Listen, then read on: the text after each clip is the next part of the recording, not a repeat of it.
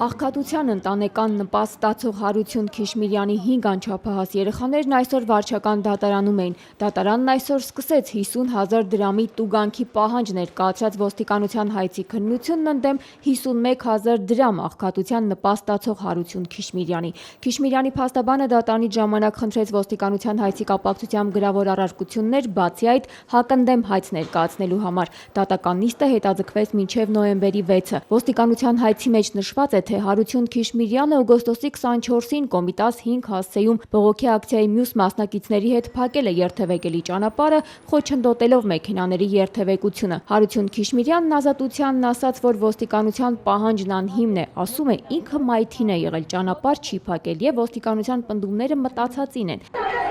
Կադրը նայեք, որ ես սնեղ մեղքել չունեմ, չեմ էլ մասնակցում, ճանապարհել չեմ փակում։ Մեծացնենք մի քիչ։ Вообще ես խառնված չեմ, ես ճանապարհը չեմ փակում։ Ուղղակի գնացել էի տենա ինչա կատարվում, որ տեսա միլիցիան անհամաչափ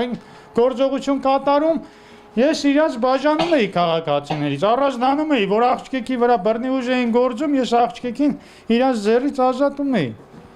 Չի կարելի ախր, ոստիկաններն էլ պետք է իմանան, որ իրանց քույրն է, իրանց աղբերն է, որ իրանք կամակատար չդառնան այս իշխանության ովն մի քանիշի ձեռը։ Մայթի վրից ինձի բռնի ուժով գցել են ավտոն, հələ մորս ձեռներն էլ կապտուկներ կային։ Եվ այդ դրա վերաբերյալ մարդու իրավունքներ տվել էլ դատախազություն գործերը։ Մարդու իրավունքների պաշտպանը պատասխան նամակում գրել է մեջբերում. Կոմիտաս 5 հասցեում բողոքի ակցիայի ընթացքում ոստիկանությունը գործել է ոչ իրավաչափ, դրսևորելով անհամբերություն եւ անհանդուրժողականություն եւ այդ հավաքի ընթացքում խախտել է նաեւ առանձին մարդկանց իրավունքներն ու ազատությունները։ Պաշտպանը սեպտեմբերի 25-ի գրությամբ տեղեկացրել էր նաեւ ոստիկանապետին հասցեագրված իր առաջարկի մասին անցկացնել ծառայողական քննություն եւ պատժել խախտումներ թույլ տված պաշտոնատար անձանց, այսինքն ոստիկաններին։ Հարություն Քիշմիրյանն ու նրա մայրը Ֆլորա Թորոսյանը չեն փոշմանել բողոքի ակցիաներին մասնակցելու համար։ Ինչի՞ մար փոշմանեմ, իմ քաղաքացիներն են պայքարողները։ Մարդիկ օգնություն են խնդրում, հայ ենք վերջապես, քրիստոնյա ազգ ենք։ Եթե այսօրվա օրը մեկից նեղության օրը ձեռք չմեկնի, այնու մենք պետք։ Քաղաքացին իրավունք ունի իր արդարությունը պահանջելու ամեն կերպ, ամեն տեղ։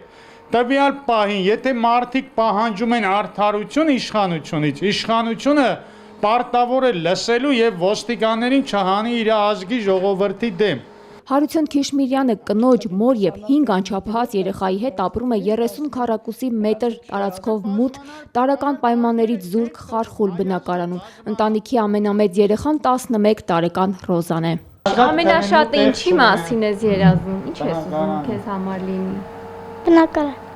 Հիմա երջանիկ ես դու։ Ինչն է պատճառը, որ Որտեւ անկախ երկրում չեմ ապրում։ Իսկ ինչպիսի երկրում ես ապրում։ Խեղճ։